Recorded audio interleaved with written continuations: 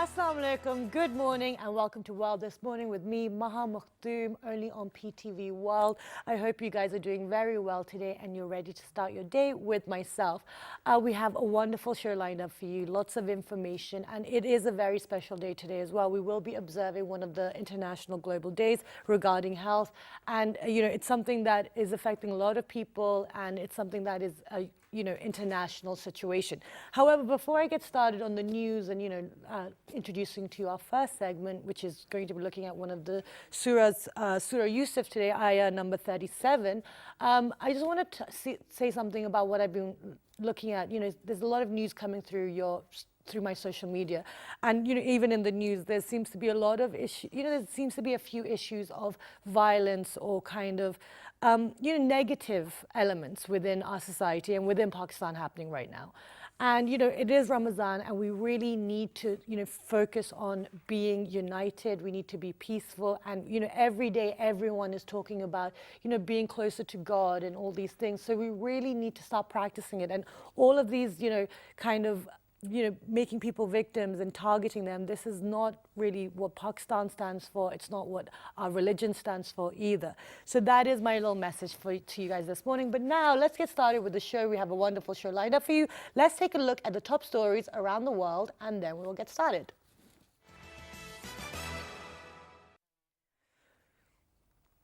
Okay, so the world's first Arabic-speaking robot has been unveiled. Saudi researcher says robot could replace teachers.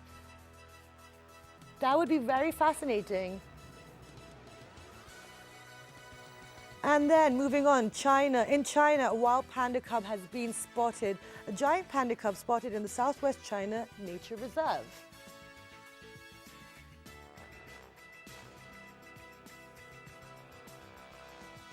And Chris Anderson, a champion cheese chaser, broke the record for the most wheels of cheese won in an annual cheese rolling race in Gloucestershire in UK.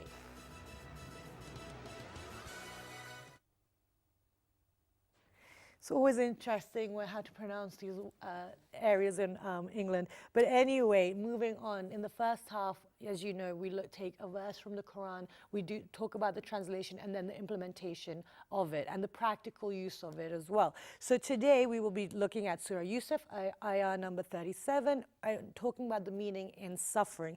And we've been joined by Dr. Yusuf Raza, who is a psychiatrist, but also our Quran teacher for this month as well. For this week. Assalamu alaikum. How are you? I'm doing good. Excellent. So this is a very important one, and I feel like it's really relevant because especially with what we're seeing in the news and lots of hatred and kind of suffering that people are going through for no reason at times. Really? So let's look at this. Yeah, so building the background of the surah itself. It was revealed at the time when the Messenger ﷺ himself was subject to a lot of suffering.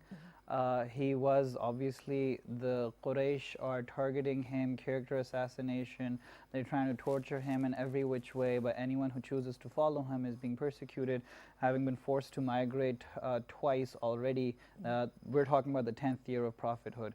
And then it so happens that the greatest support that he'd had for all this time was his wife and his uncle, and both of them pass away back to back. And so the Messenger ﷺ is really grieved. He is going through a very tough period in his personal life, and that is necessarily influencing him carrying out the responsibilities that he has to carry out. And so it comes in narrations that he did not smile for an entire year after Khadija radiallahu ta'ala anha, his wife, passed away. And so that's something that with that background, this particular surah comes down. Okay, and also we did cover this last year as well, where you gave us the whole breakdown of his suffering. And so if you guys want to catch that, that's all online as well. So let's continue now. Yeah, so then what this surah does is it brings into perspective another prophet who also went through a lot of sufferings his entire life, and how he held his own, and how the positivity with which he carried himself despite all the negativity around him. The negativity that he was subjected to through no fault of his own. And it is in situations like those. See, there's two kinds of suffering that we have to experience as people. One that is natural calamities, illnesses, those kinds of, let's say, trials and tribulations that God puts on us. But then there are others that He allows other human beings to put on us, and that's not just suffering, that's evil itself, when they are going out of their way to harm you. Okay. And so Yusuf alayhi salam, very briefly, what did he go through? As he's very young, he becomes his father's favorite for reasons that he has a dream, and he is in line to be the next prophet, even though he is the youngest. Okay. And his brothers are jealous of the fact that he is their father is a prophet. So the legacy that this family carries on is that of prophethood, that of knowledge, that of character. And aspiring to be the favorite of a religious leader, there is something religious about that. So there is a coveting of a religious selection, that we have that to us. But then when that is being directed towards another brother, and he was their half-brother, but Yaqub alayhi salam's son, all of them sons, so they didn't really like that. So they're like, all right, let's try to kind of get rid of him. And when we do that, then there is nothing that'll be distracting our father away from us. Then he'll see what we're really like. Exactly. But then that didn't really pan out like that, did it? So they wanted to, first idea was, let's just kill him altogether. But then the idea was, okay, fair enough, let's just take him and throw him in a well kind of thing, and someone's going to come and carry him. And the wells in those days were like huge areas where you had places to sit and you could actually descend into. So anyways, they left him there. That's the first experience he's having, that deprived of his parents, his own home, at the hands of his own brothers, and then sold into slavery. And then the house in which he is sold is in Egypt. It's a politically influential house. It's one of the ministers of the kingdom, but the lady of the house is kind of creepy, and she gets at him, and he has a difficult time holding his own there. And then not just her, but the entire group of the elite class ladies have it in for him, and they sort of try to approach him in different ways and giving signals and trying things. And he himself feels, he's like, you know what, if I'm continuously subjected to what these designs are, what they want from me, then I will not be able to hold myself as honestly, as straightforwardly as it comes. Oh, right, okay. So then he goes straight to, he is actually put in jail. Yes. That this is his fault, that he's like this, that these women are getting at him. And so when any of us is experiencing any particular state like this in our life, things are not going our way, one thing goes against us, two things go on, or we're going through a bad patch itself, at that time we're like, you know what, why me? And why can't I get the good? Why does it have to be bad all the time? Why can't I have what I want? And it's like I'm being targeted or something. And so what that inspires is what that triggers is a sense of selfishness, that we feel that we have this right, this just right to good, to happiness, to flourish. But that doesn't seem to be happening. So we feel that we have been unjustly treated by society, by parents, by God, and this resentment comes in. And as a consequence of that resentment, we don't even feel like talking to people. We feel like that when we do them wrong, we're justified. That because I was dealt with unfairly, so what if I snub someone? So what if I backbite? So what if I go out of my way to make another person feel bad, because that's just how I have been treated. So keeping that in mind, the ayah that two people come to Yusuf alayhi salam in jail, and you're like, you look like a righteous man. We have a dream that we want for you. We have dreams that we want for you to interpret for us. And this is Yusuf alayhi salam's response. قَالَ لَا يَأْتِيكُمَا طَعَامٌ تُرْزَقَانِهِ. He said, you will not be given the food that is that you are given, that you are provided with, إِلَّا نَبَّأْتُكُمَا بِتَأْوِيلِهِ, except that I will tell you the interpretation of your dream, قَبْلَ أَن يَأْتِيكُمَا, before it comes to you, before that food comes to you. ذَلِكُمَا مِمَّا عَلَّمَنِي رَبِّي, that is from what my Rabb has taught me. إِنِّي تَرَكْتُ مِلَّةَ قَوْمٍ لَا يُؤْمِنُونَ بِاللَّهِ وَهُمْ بِالْآخِرَةِ هُمْ كَافِرُونَ. And I have let go of the way of the people who don't believe in Allah and don't believe in the Day of Judgment. So just what opportunity he is using to interact with these people positively, despite you can't really identify anything good that has happened to him so far. Everything that has happened has been against him since his childhood. Yet he's carrying himself with so much integrity that people in jail can say, you know what, this seems like a reasonable person. He's a respectable, honorable. How about we ask him for help? And in jail, people come up to you with their dreams, all the tendency to say, mind your own business. I have enough of my own, baggage to be concerned about. Okay, so now the thing is, like, this is very important because, like you said, it's, when we feel aggrieved, then we, it's human nature, then it makes us more inclined to maybe put that onto someone else. And then what I mentioned in the introduction was seeing, like bouts of, violence and kind of discrimination and suffering, happening all around the world, but especially also within Pakistan. And we live in Pakistan, so that's our main and first concern. How do we learn these lessons, and how do we, especially within this month, how do we get this feeling of integrity, or, work towards having this kind of level of integrity? So what Yusuf alayhi salam does, the humility that he manifests throughout this, and how he sees that when I say why me, or when that question pops in my head, that why have I been subjected to all of these periods of suffering, rather than feeling that there is some injustice behind it, an understanding, a belief that there is some meaning in that suffering, that if I have been subjected to a particular trial or tribulation, I've gone through a tough time, then I look within myself to see what is it that I can possibly be asked to do. As there was the Russian author Dostoevsky, he said, there's only one thing that I fear, that I'm not worthy of my suffering. And so to be able to identify a meaning in suffering itself, what's the greatest lesson I can draw from this, and what's the greatest contribution I can make in response to this.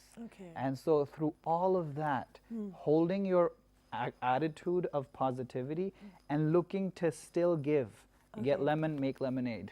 Okay, no, that's a very good point. But now I just want to try another angle, and please tell me if I'm completely off the market.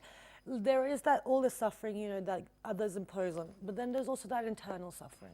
When people have, psychological, illnesses, or maybe are suffering from maybe depression or whatever. That's another form of suffering. Now, when you are suffering from that, it's very hard to stay positive or find that, light within the tunnel. Does this fall into that, or how does that work then? So that psychological state of suffering that we're subjected to, that makes it all the more difficult to deal with external circumstances that you are afflicted with. But within that, something that we go on to learn within Surah Yusuf itself, that Yusuf alayhi salam's father, because of the distance from Yusuf alayhi salam, that he lost his son, doesn't know where he is for all, probably decades. He cried himself to blindness, practically. So, and he was incredibly grieved at that loss. And that's his emotional state. And typically our condescension to people who are going through psychological problems is, it's your fault, get over it. It's all in your head.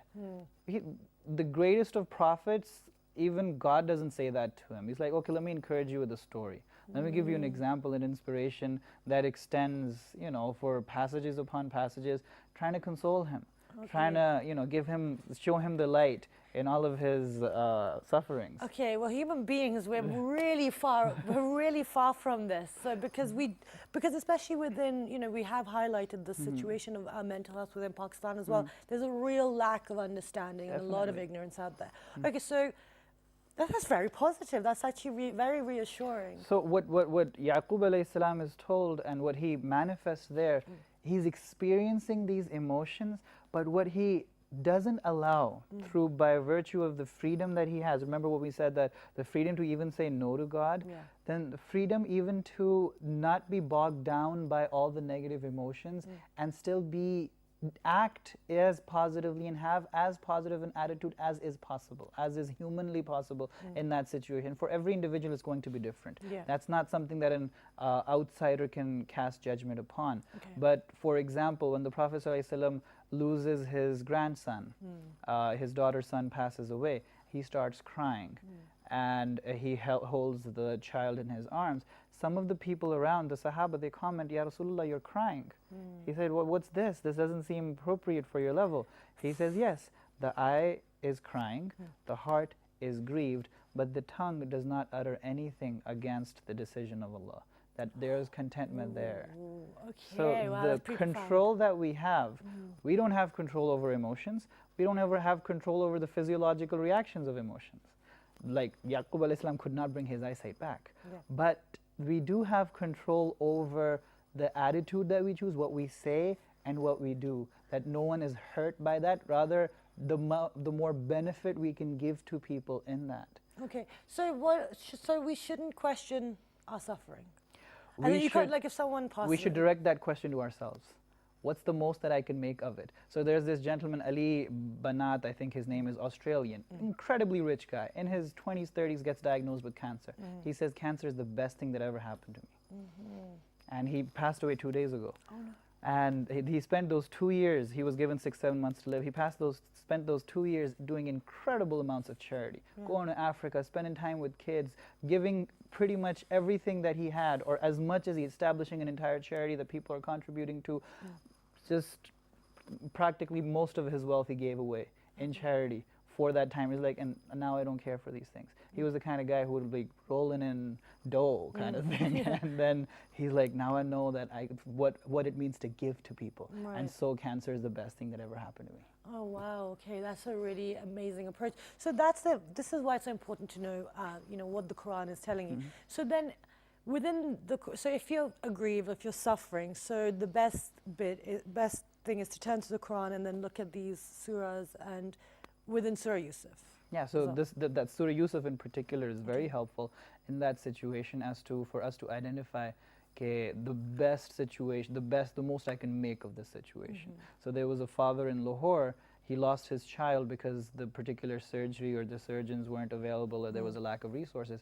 When his daughter finally passed away as a cause of that illness, there's one way you can go screaming and yelling and doing, you know what, we've been treated unjustly. He ends up setting up a charity that other children, other girls, other boys who are suffering from the same illness don't have to go through what I went through, what my family went through, what my daughter went through. One person suffering, and if he or she identifies meaning therein, then so many people end up benefiting from there. Amazing. Wonderful. Thank you so much. And I think that's the perfect place to end that there. Thank you so much for your time. And we will get you back tomorrow as well for our last day with you. So everyone, that was ayah number 37 from Surah Yusuf. And it was talking about the meaning in suffering. And it was really good conversation. But now we're going to go for a short break. And when you come back, we're going to be observing an international day, which is very important. So do stay tuned. I will tell you what it is on our return.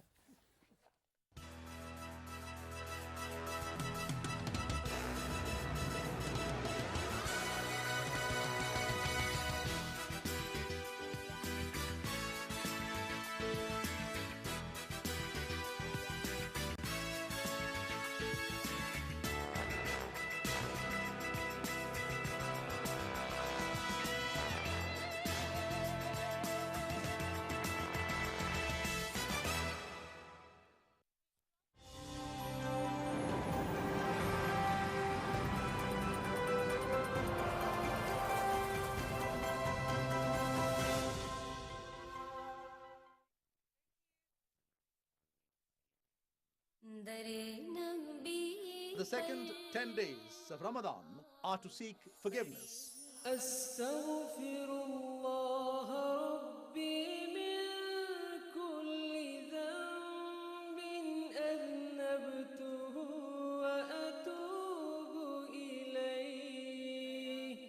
I seek Allah's forgiveness from all my sins, and I ask for repentance.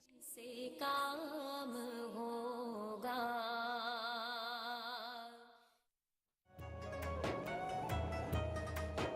Ramzan की रहमत आ जाए किरदार में बातचीत में नरमी हो खुशी मिले सार में रमजान पाकिस्तान अल्लाह का एहसान है रमजान पाकिस्तान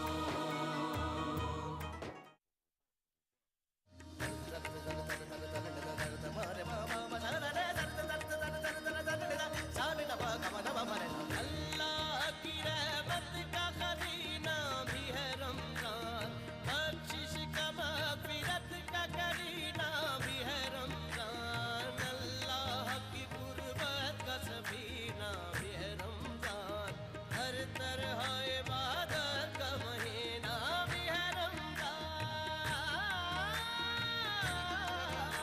ज़मीं है बनी फरिश्तों का मकान नूरे खुदा लेकर आया रमजान नूरे खुदा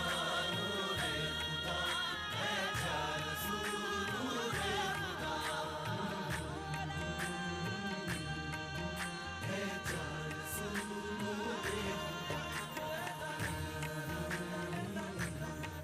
है जा रसूल नूरे खुदा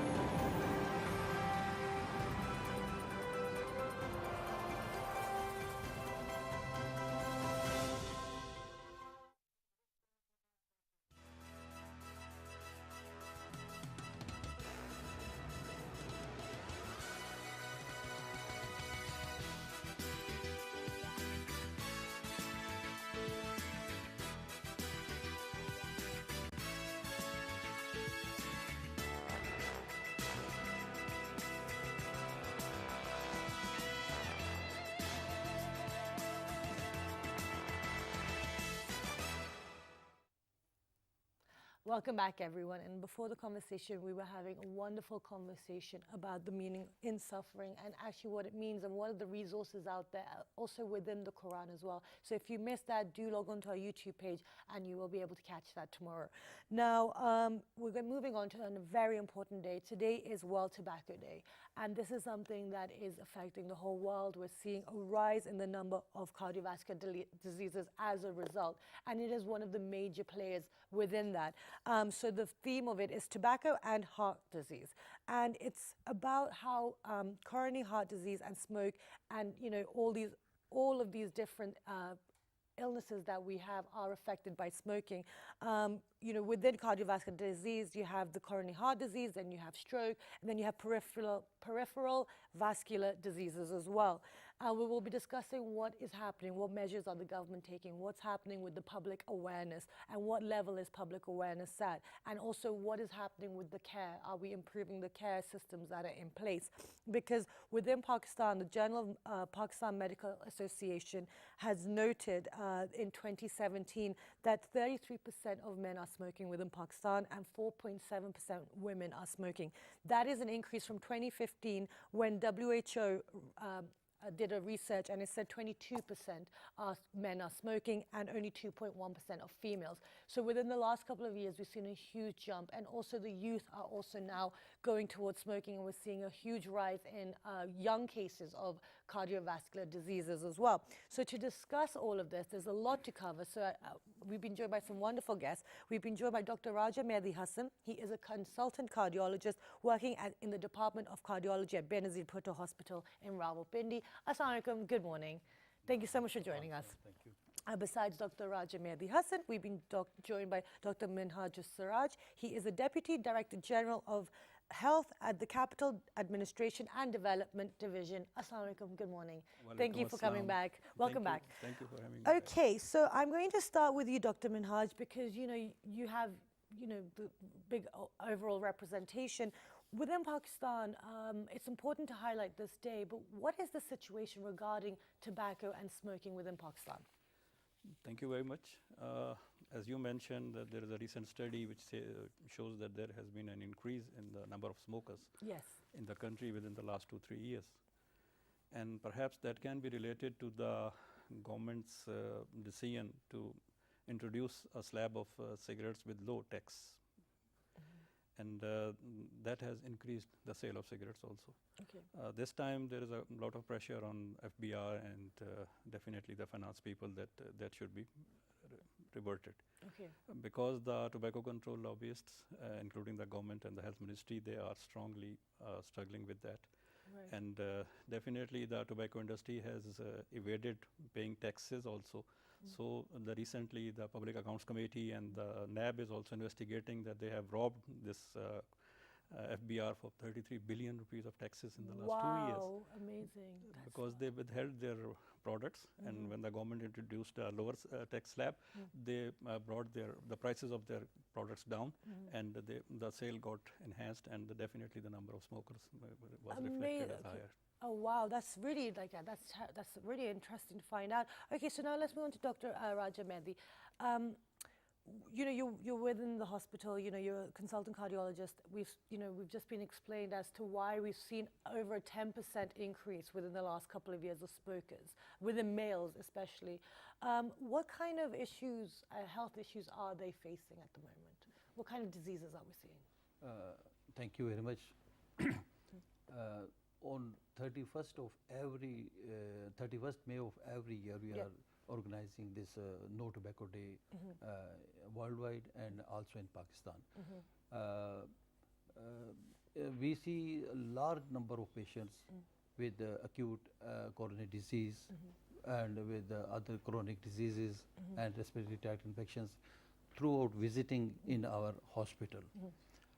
Worldwide, about 70 lakh people dies of from this smoking, and in Pakistan 100,000 people dies of from smoking. And the smoking, the tobacco, not only it includes the cigarette, but also the other hookah, chewing shisha, tobacco, chewing tobacco, or cigars, Okay. naswar. These all are included in these things. And because of this, this is the major risk factor for cardiovascular disease. And most of the people, especially the young people who are prone to this smoking, are coming in our hospitals in the emergency departments with cardiovascular diseases, with acute heart attack. Youngsters? Youngsters, especially in the ages of 20s and 30s. Oh my goodness. With no other risk factors. Okay, yes, because over here it says that tobacco is the second leading cause of cardiovascular disease after high blood pressure. Exactly. Okay, and also what we've seen is that smoke exposure contributes to 17% of all heart disease death as well. So, okay, now Dr. Minhaj, okay, so we're seeing this increase, and also we don't have the full figures of the youth as well, how many people are kind of now, you know, indulging in this activity. And look, we're not here to preach. We're just here to give you the information and raise awareness. Now, you said that, you know, the different measures that are being taken and how, you know, tobacco companies are evading their responsibility, because within UK, for example, you cannot buy a packet of cigarettes under 14 pounds. Yes. That's over like 1,400 rupees. Over here, you can get it for 100, 200 rupees. So what are now the measures that we need to start implementing, and how can the public get involved as well? Definitely one major strategy to stop people from smoking is to raise taxes on tobacco. Okay. That is one of the 6 strategies introduced by the World Health Organization, Empower. R stands for raise taxes on tobacco. And that the basic theme is to keep the children away from the product. They should not buy from their pocket money, or poor people, the majority of whom are smoking. They should be discouraged. Right. Definitely the government has to remove that 3rd tier from the tax slab, Right. So that the products are a bit expensive. Right. But And how do we get that to happen? How do we get that third, that slab removed? that is has to be come from the Federal Bureau of Revenue. Okay. And definitely at this moment of time they are in a fix because the tobacco industry has already tricked them and it has become public. For the first time in Pakistan, this has been happening that our crime control agencies are after them. Okay. They are investigating. Our auditor Great. generals are doing their audits, how they could possibly rob us of this Okay. much amount of taxes. Right. So definitely that will ultimately, when that is proven beyond doubt, then definitely we have to go back to the higher slabs, tax slabs. Okay. And that will make tobacco products inaccessible to the children and the poor people. Okay, wonderful. And then definitely there are other 5 strategies also. You have to raise awarenesses, Yes, and please. you have to monitor the use of tobacco, and you have to have smoke-free places, public places, and public transport. Right. So with the Capital Administration and Development, we have launched already for the last 2.5 years in Islamabad this smoke-free zone, and about 165 public places in Islamabad. That includes 10 public parks also. Excellent. And Islamabad is the only capital of the world which has public parks smoke-free. Okay. And 2 days before, we have started replicating this model in 5 districts of Punjab also. Right. And that includes Lahore, Rawalpindi, Faisalabad, Gujarat, and Sialkot. Okay. And 2 days ago, the Racecourse Park, Jilani Park of the Lahore, that has been also declared a smoke-free park. That is the start from Punjab. Right. And the Nawaz Sharif Park, Rawalpindi, they are now smoke-free zones. Excellent. The local guards and all those people, they will enforce the law. That They will nobody- enforce yeah. it. Excellent. And there will be fines for people Definitely, who there will be fines Excellent. under the law. Okay, so that's that's wonderful to see that on the government side that they are trying and they are looking into this kind of robbery that's happening to the country, and it's also it's a huge injustice to the citizens of Pakistan as well, because it's affecting their quality of life. So Dr. Raja, I want to ask you then, you mentioned the youth already, and Dr. Minhaj has mentioned all the different campaigns and legislation that the government are trying to implement. Now, as a consultant cardiologist yourself, what is the responsibility of the medical profession as well to bring awareness of the dangers of smoking, especially with the youth? It's a very important question. Mostly the young people are involved in smoking. Right. They just look at the seniors who smokes, and thus to behave like they are mature people, and they start smoking, or to impress somebody's their friends or colleagues. Peer pressure, Peer looking pressure. cool, all these different things play Looking into cool, it. right, Yeah. right. In order to create awareness among the youth, we have to we have to arrange different lectures, seminars, workshops in the universities, colleges, and in the other institutions, Right. and tell them about the hazards of the smoking and about its lethal effects and its dangers, which will further lead to the cardiovascular deaths and most of the other respiratory tract infections and so many cancers which are going to be. So list some of these actual, illness, the hazards of smoking. What kind of different diseases can people be more at risk of if they start smoking or if they're chewing tobacco or all of this? Most important disease which occurs from the smoking is the cardiovascular disease, the heart attack. So the coronary arteries and the rest of our arteries become stenosed, they are become narrow, and the patient complains of chest pain with exertion. It means that they suffer from angina, unstable angina, or the acute coronary syndrome. That is the heart attack. It means that the whole of the coronary artery become blocked, Right. and the patient complains of severe chest pain and discomfort and dyspnea and things like that. Right. The other diseases which lead are the chronic chest infections, especially the COPDs, the asthma, the tuberculosis, and things like that.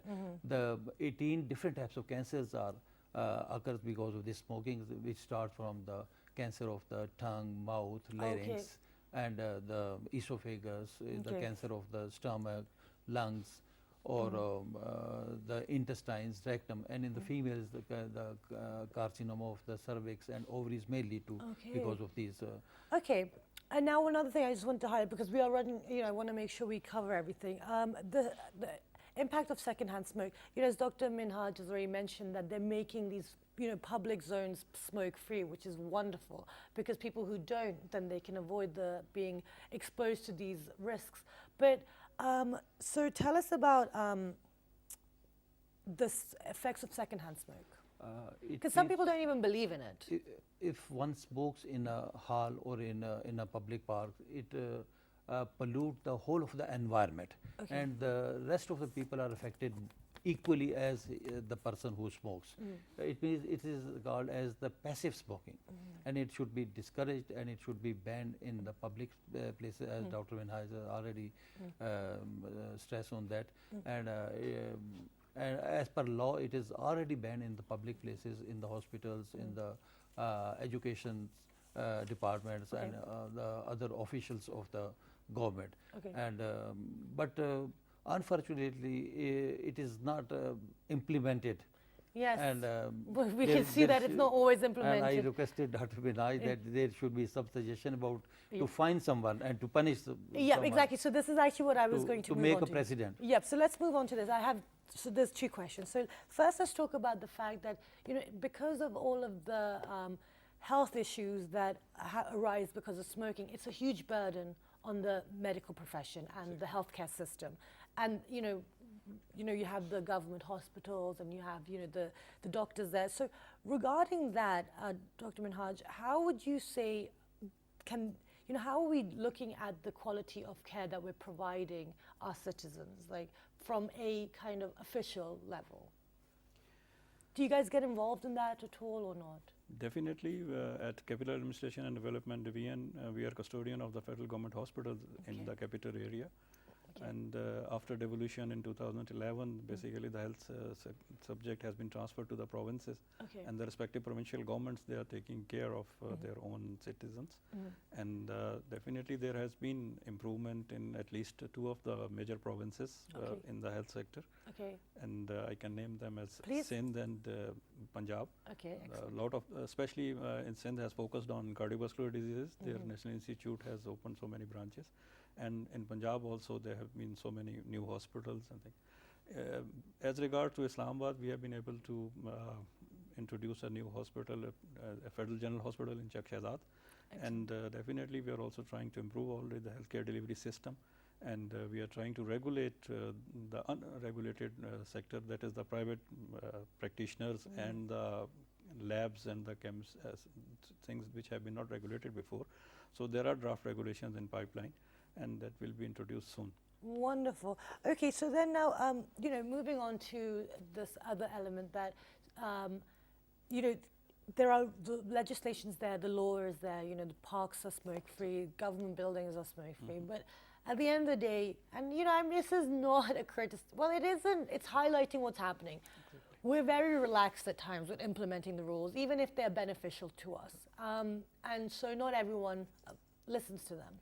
I don't want to throw anyone under the bus when they're not here, so I will wait for that. But how do the other people who are not into smoking, who know that this is a smoke-free zone, if someone or some people or group of people are continuously breaking those rules, what can other people do in order to get this implemented?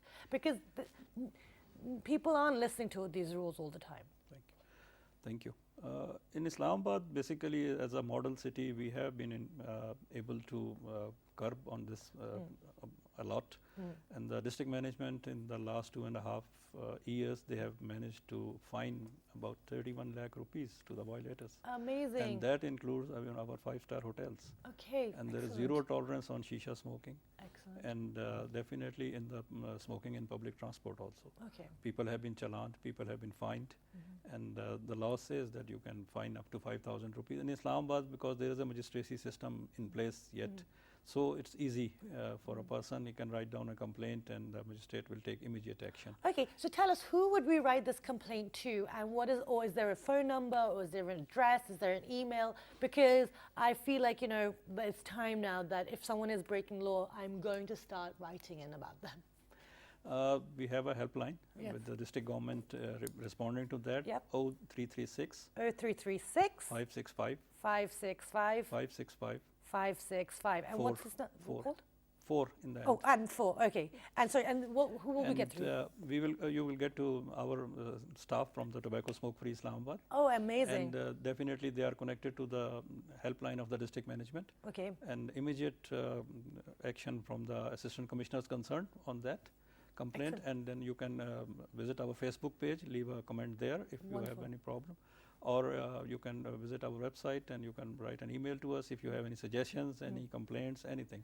That The state is- government will respond immediately to that. That is amazing news. So, you guys, we will be sharing the number. I'll just share it again now as well. It's 0336 565 565 4, and that is Tobacco Smoke Free Islamabad. And I will be using that number. I feel like I'm going to be using it today. Okay, so that's wonderful to know that there are different avenues that people can reach you guys. Now, Dr. Mehdi, I want to ask you now. You know, we have all of these things, but the awareness isn't great, because even to this day, you have this discussion that, oh, actually, shisha is a much healthier form of smoking. It's not as dangerous as, you know, having the cigarettes. What would you say to, you know, let's bust some myths. Is shisha healthy? Healthier, sorry. It is a type of tobacco. It's a, and it has same and dangerous effects as the other Smoking. other smoking. And some people say that it's cool, it's satisfying, or something like that. But Right. but there are no actually it is dangerous and for life. And most of the young people, especially our youth in male, females, were prone to have shisha. Especially I have personally seen in Islamabad in most of the restaurants, but now the Dr. Minhaj, Yeah, no, that's been shut down. now it has been now banned. Yes. No, my suggestion is that the shisha and the other all things should be banned from all the institutions, all the restaurants, all the hotels. Okay. and No, so things we've like that. covered that. So we've got that. So now, okay, let's move on then from that. So, you know, within the, because you are within, you know, you're a consultant cardiologist, you're working within it. You know, there are hospitals, you know, we're trying to improve the care as well. So when people are trying to quit, or when they come into the hospital, are there any systems in place where we offer support when people are trying to give up smoking as well? Is there anything like that? Unfortunately, we don't have any quits or anti-smoking clinics. Okay. It should be encouraged in all the hospitals, especially the teaching hospitals, where there should be more literature and to educate the people, to Right. educate all the persons who are prone to have smoking. Okay. Dr. Haj. So, thank you. I would like to add to what Dr. Mehdi was saying. In Islamabad, we have 2 quit clinics. Oh, we do? Yeah, Excellent. because this is one of the strategies also. O Excellent. stands for Offer Help to Quit Tobacco Use. So we have developed 2 quit clinics. One is at Pakistan Institute of Medical Sciences, Okay. and then the other one is at National Institute of Rehab Medicine in GA2. Okay. So we have trained psychologists there and quit nurses also. They help you in psychotherapies, and then definitely. And one major factor, another factor, nicotine replacement therapies, which are used for withdrawals. We have been able to get them introduced into the life-saving drugs. Excellent. So that they are now available frequently, and now they are cheaper in the market. Wonderful. Okay, and we've actually ran out of time completely, but is there anything, final message that you would like to share with our viewers? I'll start with you, Dr. Mehdi. As you know that we are organizing this anti-tobacco day on 31st of May. Yeah, so My that's message today. is exactly. My message is to those who are smokers, they must quit, and those who are the young people don't start smoking. Okay, so just don't do it, basically, is Dr. Mehdi's advice to everyone. And Dr. Minhaj, what would you like to share with all our viewers right now? Just a simple thing of public message that if you think that one cigarette stick in your hand has only a piece of paper and a tobacco leaf in it, and how it's going to cause cancers. if you just know how many chemicals, addictive chemicals and dangerous chemicals have been added to this product to make you more addicted, then definitely you will understand that those byproducts of those chemicals which you are taking, the poisons with every puff of your cigarette, they are causing the diseases. That is the major factor, and you have to avoid them. And the nicotine, the basic component, is a very potent pesticide also.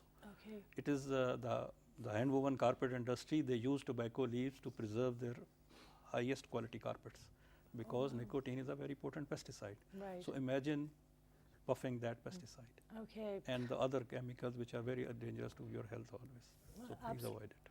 Absolutely. Thank you so much for being here today. And that was wonderful information. And, you know, there's, you know, anything that you want that Dr. Minhaj has said, that they do have their website, they do have their Facebook page, and you can email them as well. And we will be sharing all of that information with you on our Facebook page and our Twitter page and everything like that. But for all of those guys who see anyone breaking these rules of smoking in public or smoking in government buildings or smoking in a restaurant or anything like that, call the number 0336 565 5654, and that's a tobacco smoke-free Islamabad. And it is not good for you. You know, we're not here to preach, we're just here to give you the information so you can make informed choices about your health and your life. As Dr. Minhaj mentioned, you know, it's really damaging, pesticides, chemicals, all of these things. It's not good for you. But if you need any support within Islamabad, we do have clinics. So if you want any information, log on to our Facebook fan page, which is with the name of World This Morning, our Twitter page, World This Morning, our YouTube page and Daily Motion page, World This Morning. And the repeat is at 11:05 p.m. this evening, and we will see you bright and early for our final show of the week. Have a great day.